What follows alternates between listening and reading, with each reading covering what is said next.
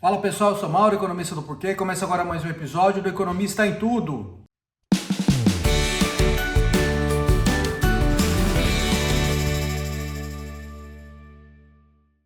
Para você que está chegando por aqui, eu convido a se inscrever no nosso canal e ligar o sino para receber as notificações. Toda semana 2 vídeos novos e também dá uma olhada no nosso site www.porquê.com.br, que tem bastante conteúdo escrito lá. Hoje eu vou falar do Copom, Comitê de Política Monetária do Banco Central, que se reuniu na semana passada para definir o que vai fazer com a Selic. A Selic é a taxa de juros básica da economia, e aí a decisão foi manter a taxa de juros básica. A gente viu a taxa de juros vir numa trajetória de queda nas últimas reuniões, uma queda bastante agressiva inicialmente, depois ela ficou mais leve e agora parou. Agora o Banco Central disse que não vai mexer a Selic nessa reunião agora. Não falou nada sobre o futuro, isso é uma outra coisa importante. Tá? Esse Copom teve muita polêmica, lógico, nessa reunião do Copom. Né? Viu o presidente Lula reagindo assim, fortemente à decisão. Antes da decisão já vinha se movendo no sentido de atacar o presidente do Banco Central, Roberto Campos Neto. O Roberto Campos Neto participou de um evento junto com o governador Tarcísio, que faz oposição ao presidente Lula. Eu não vou falar sobre esse assunto nessa semana. Na semana eu vou me ater ao que foi decidido pelo Copom, explicar um pouco o que o Copom está enxergando. Esse é um tema super importante que eu vou deixar para fazer num vídeo só na semana que vem. E eu convido vocês a darem uma olhada também no nosso artigo, na coluna da Folha de São Paulo nessa semana, que a gente toca nesse assunto também. Então, mais um pouco sobre o Copom. O Copom se reúne mais ou menos a cada 45 dias para definir os rumos da política monetária. E os rumos da política monetária têm a ver com a taxa Selic, que é a taxa de juros básica da economia. Então, ela vinha nesse processo de queda. Primeiro, o Banco Central subiu ela bastante ali em 2021, 2022, principalmente, porque a inflação mostrou as garras.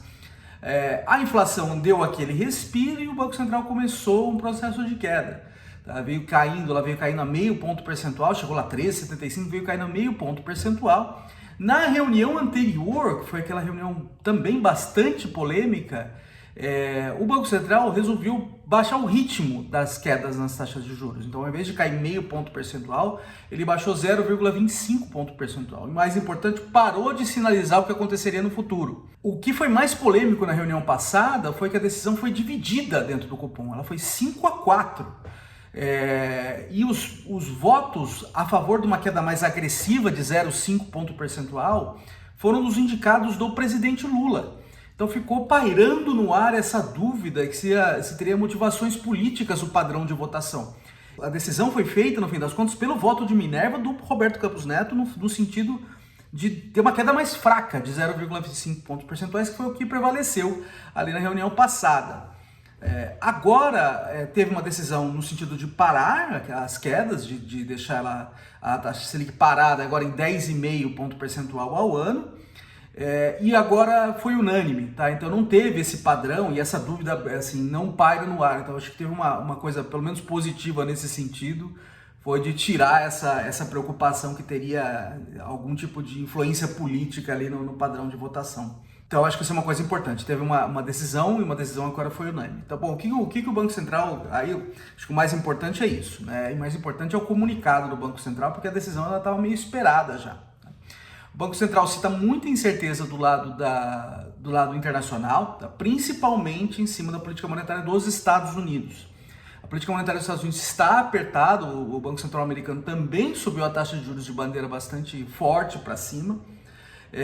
E está mantendo essa taxa de juros. Por quê? Porque a inflação está se mostrando persistente ali. A inflação subiu no mundo inteiro, inclusive nos Estados Unidos, e a inflação está se mostrando bastante persistente. Então o Banco Central americano está mantendo a taxa de juros num patamar relativamente alto para padrões americanos.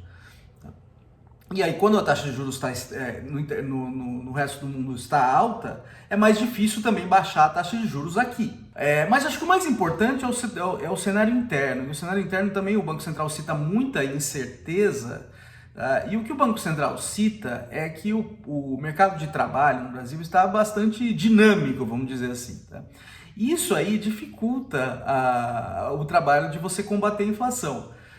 Por quê? Porque aí os reajustes, com o mercado de trabalho apertado do jeito que está, os reajustes salariais eles tendem a ser mais altos. E com isso, os repasses para preços tendem a ser altos e é mais difícil para o Banco Central controlar a inflação. Então, quando o Banco Central sobe a taxa de juros, ele esfria a economia e isso dificulta os repasses de preços e salários.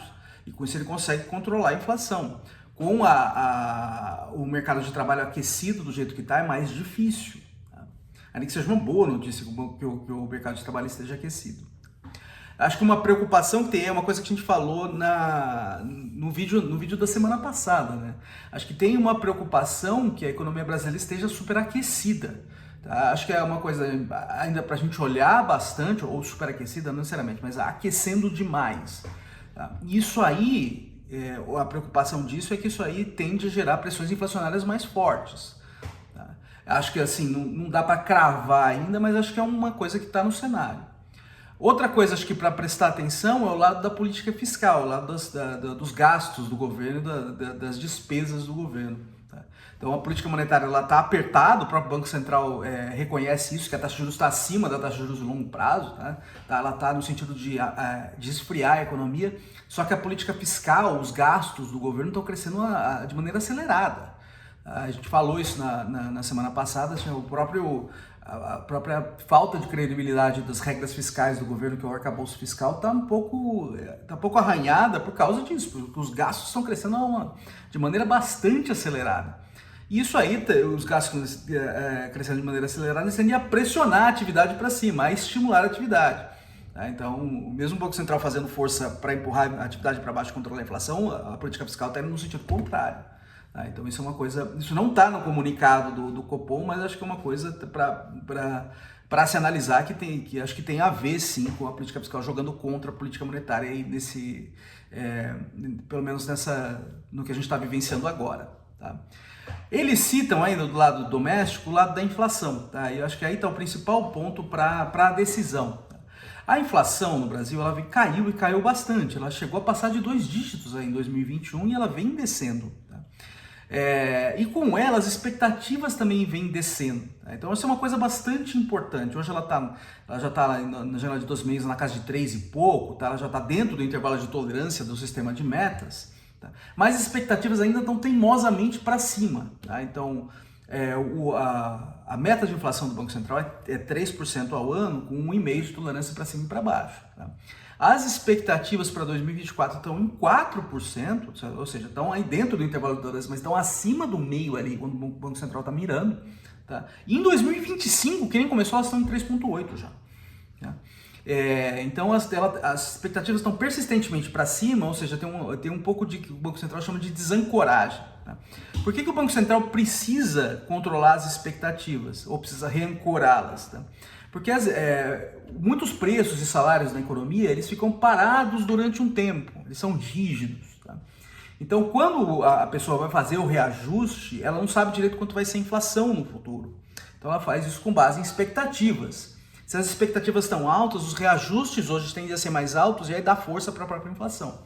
Então, o Banco Central está tentando, assim, mantendo a taxa de juros alta para tentar controlar essas expectativas também. Então acho que essa é a mensagem. A mensagem é que a inflação basicamente ela está bem mais controlada hoje, mas as expectativas continuam fora ali. E esse é o motivo do Banco Central estar mantendo a Selic no nível alto e agora parando a Selic nesse nível alto. Acho que é um ponto importante também, acho super relevante, de novo, sobre a política fiscal, sobre os gastos públicos. O Banco Central toca nisso no comunicado, mas de maneira bem, eu diria, suave e sem apontar o dedo pro governo, estou falando assim, executivo e congresso, que obviamente estão por trás aí dessa ameaça de descontrole fiscal que a gente está tendo. Tá? Então, o arcabouço fiscal ele hoje está totalmente sem credibilidade. O Banco Central cita a importância da credibilidade da política fiscal para manter a sustentabilidade das metas de inflação e manter as expectativas sob controle. Tá? Isso é uma coisa bastante relevante, a mensagem ainda está bastante, eu diria um pouco vaga, não está diretamente apontando para o arcabouço fiscal, mas a mensagem está dada. Tá? É super importante para você controlar a inflação, credibilidade do Banco Central não faz milagre. Você precisa de uma política fiscal com norte. Tá? Se você não tem uma política fiscal com norte, as expectativas de inflação você não consegue controlá-las. Porque se as pessoas estão olhando para frente e existe um cenário lá no futuro com probabilidade suficientemente alta de que vai ter um descontrole total, o governo vai ter que partir para o desespero e vai ter que se financiar imprimindo dinheiro, tá? Expandindo a quantidade de dinheiro na economia. Isso aí que não é ficção de economista, é só olhar para a Argentina recentemente, isso aconteceu, daí aconteceu no passado do Brasil. Isso é um cenário de inflação alta. Esse cenário de inflação alta lá na frente, se ele começa a ficar mais provável, a expectativa de inflação hoje já cresce. Tá? Então, se você não controlar, se a política fiscal não tiver uma âncora, você fica muito difícil controlar as expectativas e controlar a própria inflação. Então é isso que o Banco Central está chamando a atenção aqui, ainda que não fale diretamente, fale ainda de maneira bastante cifrada. Tá? Então isso é uma coisa bastante importante. Outra coisa também é o seguinte, se a dívida brasileira, com a perspectiva de descontrole fiscal, os investidores que estão comprando a dívida brasileira, que estão emprestando para o governo brasileiro, eles passam a demandar uma taxa de juros mais alta para continuar financiando o governo brasileiro por causa do risco. Tá? A taxa de juros mais alta também fica difícil o Banco Central baixar a Selic, tá? Se o risco está alto. Então isso é mais um motivo para segurar a Selic para cima. Tá? Então isso eu diria que é bastante relevante o lado das contas públicas. Isso foi uma coisa que mudou recentemente a percepção de mercado, de que as contas públicas estão desarrumadas e não tem um norte, e que o arcabouço fiscal, que é o que o governo colocou aí ali no começo do ano passado, ele perdeu totalmente a credibilidade. Com isso fica difícil controlar a inflação e fica difícil descer a Selic. Tá? Então eu acho que o recado eu diria que ainda bastante cifrado, mas ele está dado. Tá? E aí na semana que vem eu falo um pouco, volto a falar sobre o assunto, mas volto a falar mais sobre os personagens aí no embate político, que é o presidente Lula e o presidente do Banco Central, Roberto Campos Neto. Então é isso aí, a gente conversa mais na semana que vem. Um abraço!